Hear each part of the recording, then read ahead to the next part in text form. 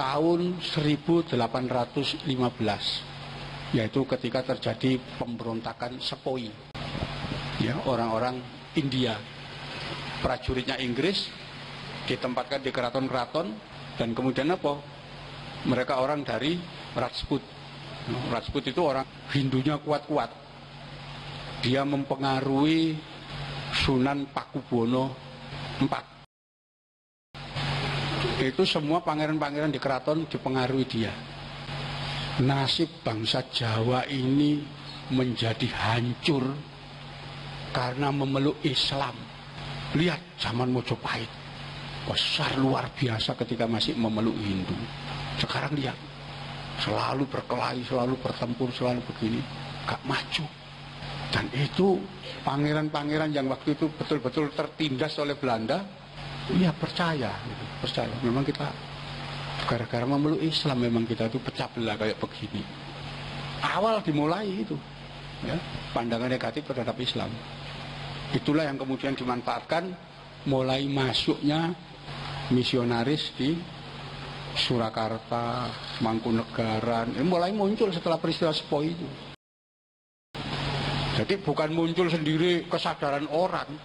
Inilah nanti yang dikemas oleh sarjana-sarjana Belanda yang mengatakan bahwa penolakan terhadap Islam itu dilakukan oleh orang Jawa sebagai resistensi menolak Islam. Enggak, itu pengaruh Sepoy. Sebelum pengaruh Sepoy itu enggak ada Islam, ya enggak ada pembagian Islam abangan, Islam enggak ada itu pembagian itu. Baru belakangan pasca perang Diponegoro. Nanti perang Diponegoro dibikinkan Babat Kediri, ya, yaitu sejarah Kediri menurut versi Jin, orang kesurupan dicatat. Nah, Babat Kediri atas perintah government, ya, ada dokumennya itu, penulisan itu. Ada lagi Serat Darmo Gandul yang nulis Wong Pati. Iya, nama aslinya Abdullah, saking melarati melbu Kristen dari Juwono situ. Dibina Kolen di Mojowarno. Setelah itu disuruh dakwah di daerah Kediri. Dialah yang mencuplik bagian Babat Kediri, disusun dalam bentuk tembang, diberi judul Serat Darmo Gandul. Di situ karena misionaris, ya misinya mendiskreditkan Islam, terutama Wali Songo itu diskreditkan, Sunan Giri, Sunan Bonang dan sebagainya itu diskreditkan. Dalam satu wawancara disebutkan Sunan Giri bertanya, bagaimana Prabu Brawijaya, bisa ditangkap enggak? Dijawab oleh Sunan Bonang, beliau lolos lepas, tidak mauan. Sunan Giri kemudian menyatakan, Brawijaya itu harus disantet saja. Itu versi Darmo Gandul. Mosok Sunan nyantet wong.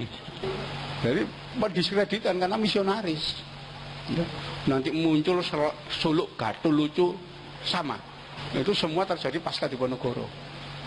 Nanti ada kronik Cina dari Kelenteng Sampukong, sama. Bahwa Wali Songo itu adalah orang-orang Cina yang diperintah oleh Kaisar Cina datang ke Jawa. Di Jawa dengan tugas utama menggulingkan kerajaan Mojopahit lewat dakwah Islam. Itu kronik Cina. Fiktif itu. Sunan Ampel nama aslinya Bong Swihu. Sunan Kalijogo nama aslinya Oi Sam Ik, ya. Sunan Bonang Bong Ang dan seterusnya itu.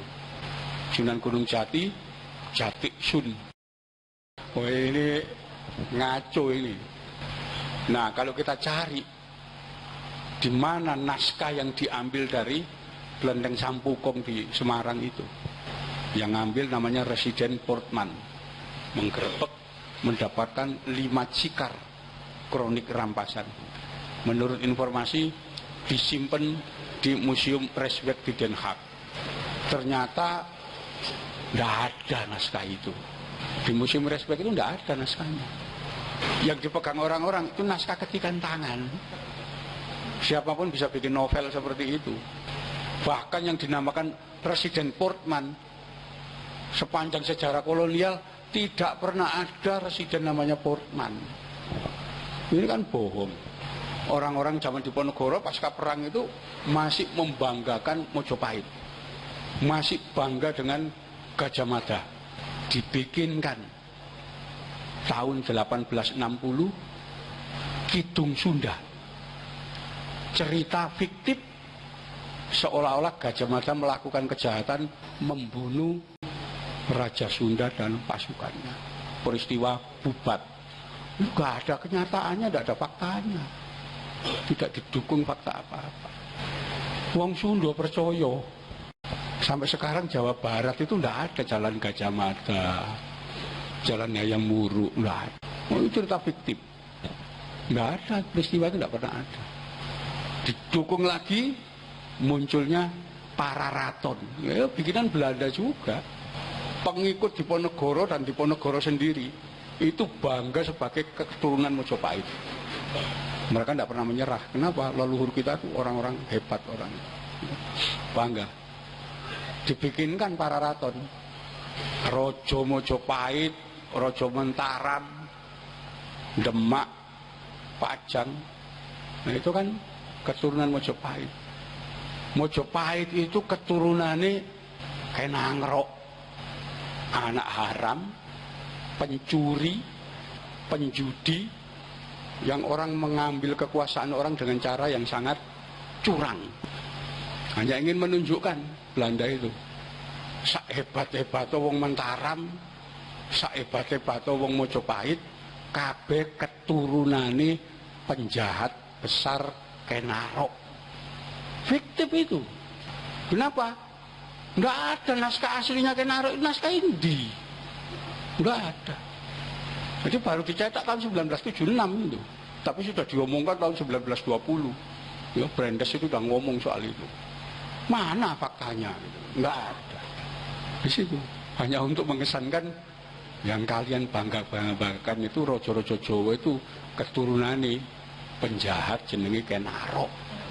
Bukan dari golongan Satria. Itu. Jadi Belanda memang merusak, sengaja merusak semua yang ada di sini, dirusak oleh mereka. Jadi mereka sendiri kalau di negaranya sana ngomong nggak pernah Belanda itu menjajah Indonesia, tapi mencerdaskan orang Indonesia. Sehingga sekolah-sekolah, sekolah KB, mereka mengatakan begitu. Jadi diputar balik, ya proses itu. Ya, jadi ini yang sampai sekarang kita tidak mampu melepas itu. Apa yang sudah ditanam Belanda kita ikuti. Termasuk ketika gelombang globalisasi begitu, kita mau dijadikan masyarakat anonim. Kedudukan kita diubah. Status masyarakat hanya satu, konsumen. Kita mau jadikan konsumen aja. Produk apa yang mereka silakan dibeli. Gak punya duit, ya kredit. Sampai HP aja kredit sekarang. Oh iya, semua. Ya, memang dibikin seperti itu. Identitas kita hilang. Islam kemudian dikesankan seolah-olah menjadi hantu dunia, momok setan dunia yang menakutkan. Itu sudah ditulis Samuel Huntington dalam buku The Clash of Civilization. Ya. Jadi dalam buku The Clash of Civilization itu digambarkan pasca runtuhnya komunisme yang terjadi nanti perang agama antara Kristen, Islam, Konghucu. Itu teorinya Huntington. Memang di skenario seperti itu. Ganti sekarang yang rame pasti masalah agama. Muncul ISIS ya, tahu-tahu. Wow. Islam menakutkan. Selalu begitu. Itu skenario bikinan semua. Ya, mudah-mudahan kita waspada dan tahu bahwa semua itu memang sengaja dibikin untuk menenggelamkan keberadaan Islam. Karena mereka terang-terangan aja takut. Rusia itu pasca runtuhnya komunis, menurut teorinya Huntington dalam The Clash of Civilization, akan menjadi Kristen Ortodok di sana. Itu teorinya Huntington ya, tahun 1996 di buku. Ya, saya masih ada bukunya. Ternyata yang bangkit di sana Islam di Rusia itu, bukan Kristen Ortodok tapi Islam yang bangkit. Ya. Bahkan seorang uskup menyatakan tahun 2040 Rusia akan dikuasai umat Islam. Kenapa? Ya mayoritas. Di Amerika juga tumbuh begitu cepat, nggak bisa dikendalikan sudah. Nah, kita jangan sampai kita ngalami nasib kayak Spanyol. Islam memang Allah menjaga, tapi di satu tempat tidak dijamin. Spanyol itu habis kok Islami. Dulu pusatnya Islam salah satunya. Jadi ini mudah-mudahan kita bisa istilahnya membuka wacana baru, melihat Islam awal gelombang pertama zaman Wali Songo ini luar biasa sebetulnya, dan itu harus kita ikuti. Kenapa? Karena itu yang justru menyelamatkan orang Indonesia dari usaha kolonialisme, tujuan kolonialisme Belanda.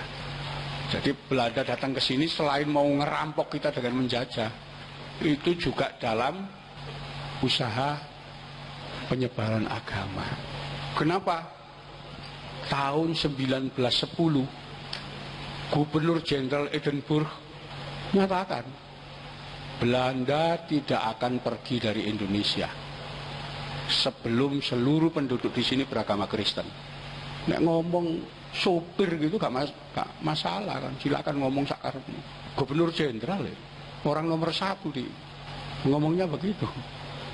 Mereka tidak akan pergi dari sini sebelum seluruh bangsa Indonesia memeluk agama Kristen. Dan itu dimuat di media massa, silakan baca.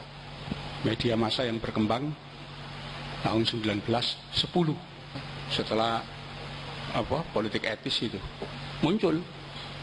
Karena munculnya kebangkitan nasional kan 1908 itu, 1910 langsung ngomong begitu dia. Itu faktanya. Jadi kita ngomong fakta aja, jangan mengada-ada. Saya kira itu. Silakan klik tombol subscribe dan aktifkan notifikasi pada tombol lonceng supaya tidak tertinggal video seputar misteri dan pembahasan menarik lainnya, dan klik tombol like juga jika sahabat menyukai video ini.